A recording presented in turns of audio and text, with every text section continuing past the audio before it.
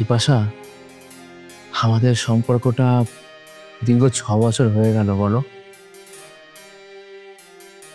হ্যাঁ, আর এই জন্য তো আমার খুব ভয়। ভয়? হঠাৎ ভয় কেন? কেন ভয় হবে না? আমরা দীর্ঘ এতটা সময় অতিবাহিত হওয়ার পর এখন যদি আমরা দুজন দুজনকে না পাই। আচ্ছা, এই না পাওয়ার কারণটা কি একটু জানতে পারি? তুমি ভুলে যাচ্ছ, তোমার আর আমার রিলেশনশিপটা আমাদের ফ্যামিলি থেকে কোনোদিনই মেনে নেবে না, কারণ তুমি মুসলিম আর আমি হিন্দু।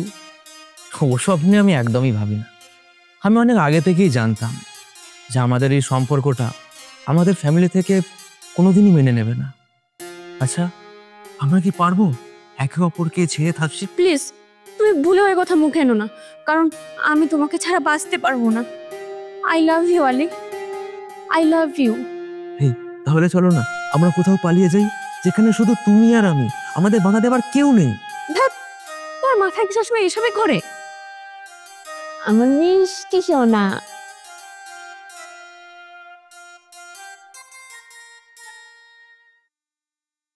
দাদা, ও আলী আমার বন্ধু, আমি ওকে ভালোবাসি। কি করো? সেরকম কিছু না।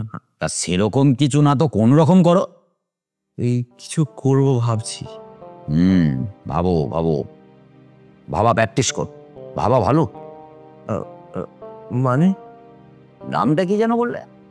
আলী। মানে মুসলিম? দাদা দাঁড়াও, আমার বোনকে যার হাতে তুলে দেব তাকে একটু বাজিয়ে দেখতে হবে না যে সে কতটা স্ট্রং। তা কিছু করো, না হলে তো বিয়ে করার পর আর কোনো কুলকিনারাই খুঁজে পাবে না। শেষে এই শ্বশুর বাড়ি এসে উঠতে হবে। তুই এক কাজ কর, বাড়িতে মিষ্টি মিষ্টি যা কিছু আছে যা ওকে নিয়ে গিয়ে কিছু খেতে দে। এসো তুমি।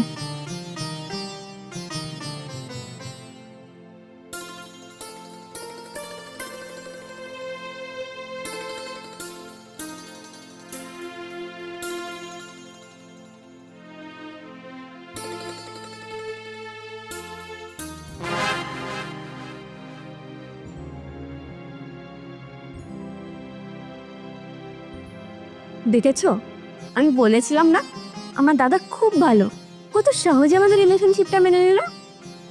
তোমার দাদা যাই বলুক, এত সহজে আমাদের সম্পর্কটা মেনে নিল? ব্যাপারটা না ঠিক হজম হচ্ছে না। ডাল মে কুছ তো কালা হ্যায়। এই, তোমার মনের মধ্যে তো হেভি ব্যাচ, তুমি কখনোই আমার দাদাকে সহ্য করতে পারো না। যখনই দাদার কথা বলি তখনই কিছু না কিছু একটা বলো তুমি। এই শোনো, তুমি আমার দাদাকে নিয়ে কোনো প্ল্যান ট্যান করছো না তো? একদম কিন্তু এসব কিছু করো না, কারণ আমি আমার দাদার জন্য সব কিছু করতে পারি, ইভেন তোমাকেও ছাড়তে পারি। দাদা আমার জান। থাক, তোমায় আর যেতে হবে না, আমি চলে যাচ্ছি, তুমি এসো। Okay, bye my sweet heart. Tata.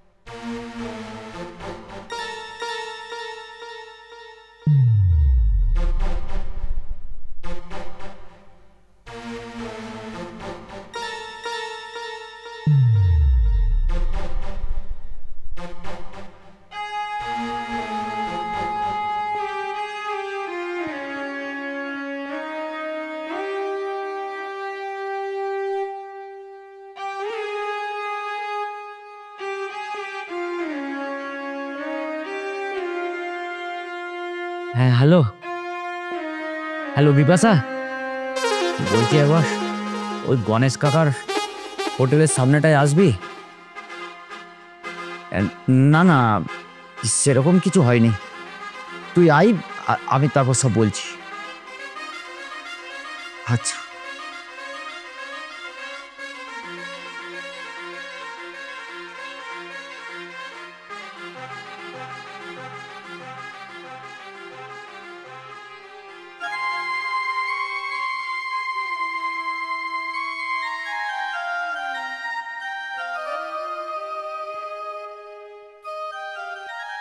দাদা, কি হয়েছে তোমার?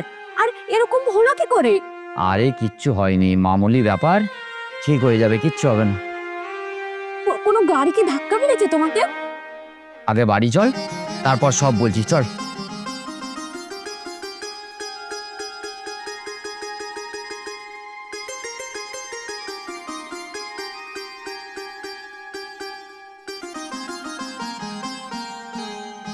দাদা, তুমি কিন্তু এখনো আমার থেকে কিছু একটা লুকাচ্ছ। কি হয়েছে সত্যি কথা বলো। তুই কেন এত চিন্তা করছিস? তোকে তো বলছি যে আমার কিছু হয়নি। দাদা, আমি তোমার বোন, সেই ছোট্টবেলা থেকে আমি তোমাকে দেখে আসছি। আর আমি তোমার মনের কথা বুঝবো না? কি হয়েছে সত্যি কথা বলো, না হলে কিন্তু খুব খারাপ হয়ে যাবে। কি বলি বলতো? আসলে আসলে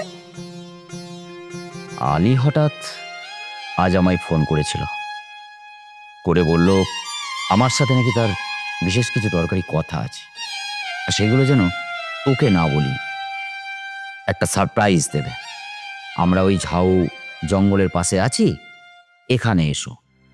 এই দাঁড়া দাঁড়া, ফোনে রেকর্ডটা আছে। হ্যালো, হ্যাঁ দাদা, আমি আমি আলী বলছি। হ্যাঁ, আসলে আপনার বোনের বিষয়ে একটু কথা ছিল আর কি। হ্যাঁ হ্যাঁ, আপনি যদি একটু ঝাউ জঙ্গলের পাশে আসতেন তাহলে আর কি কথা বলতাম। আমি ওখানেই আছি।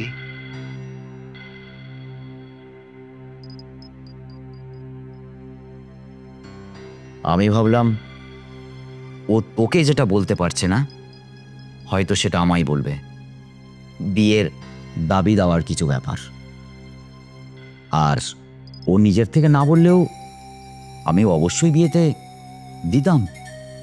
আমার একটাই মাত্র বোন, আর আমি বিয়েতে কিছু দেব না, তাই কি কখনো হয়?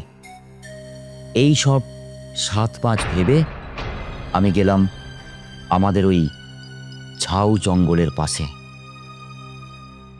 তারপর তারপর দেখা হলো ওর সাথে? হ্যাঁ, দেখা তো হলো, কিন্তু কিন্তু কিন্তু কি? না না বোন, আমি বললে তুই মেনে নিতে পারবি না, কারণ তুই তো ওকে খুব ভালোবাসিস, তাই না? দাদা, তুমি কি কোনো কিছু লুকাচ্ছ? ওর কি কিছু হলো? না, ওর কিছু হয়নি, যা হলো সেটা আমার। আমি ওখানে গিয়ে দেখি আলী 5-6 জন ছেলে নিয়ে দাঁড়িয়ে আছে। যাওয়া মাত্রই ওরা আমাকে অ্যাটাক করলো। আমায় বলল আমি বেঁচে থাকলে নাকি তোদের ভালোবাসা পূর্ণতা পাবে না, আমি নাকি তোদের ভালোবাসার মাঝে কাঁটা হয়ে আছি। আমার কোনো কথাই না শুনে আমাকে ওরা বেধড়ক মারতে আরম্ভ করলো। কোনো রকমে ওখান থেকে প্রাণটা নিয়ে পালিয়ে এসেছি। আলী এমন করলো? দেখ ছোট, তোকে আমি সেই ছোট থেকে বুকে পিঠে করে মানুষ করেছি।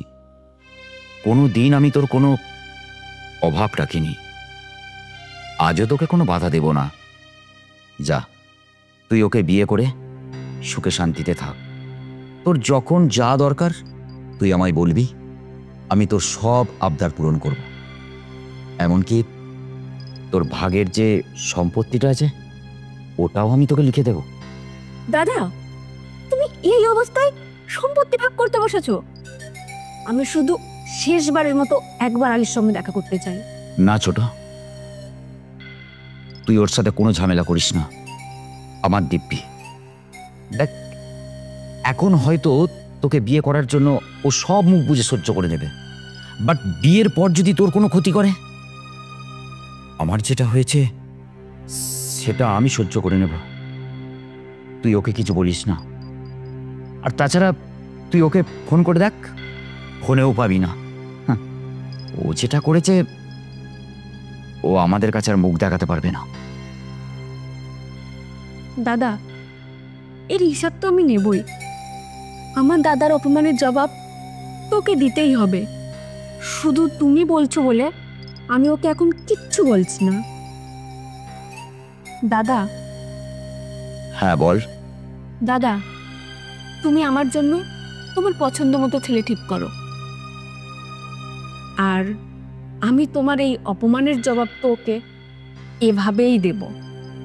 না বোন, এটা হতে পারে না। তাহলে যে তোর ভালোবাসা মিথ্যে হয়ে যাবে, ও যে তোকে প্রতারক বলবে। বলুক, তোমার আগে আমার জীবনে আর কেউ নেই। তুমি আমাকে বড় করার জন্য নিজের জীবন স্যাক্রিফাইস করেছো বিয়ে না করে।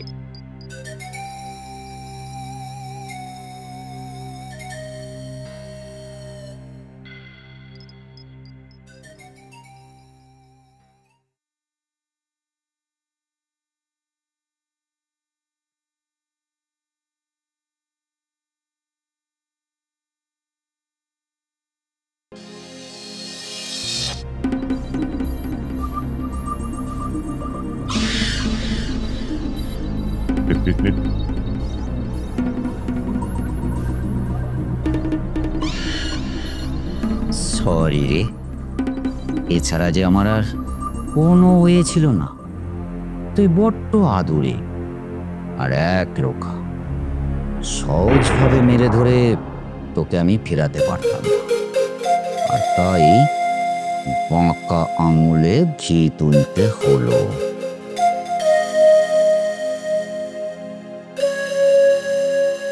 মেয়েটা আবার কোথায় গেল?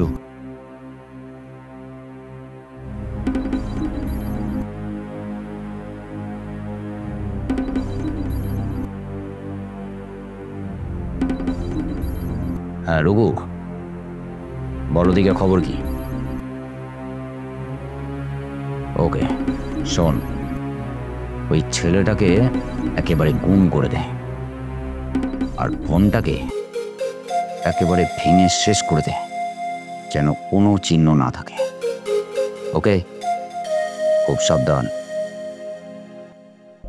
রাখছি।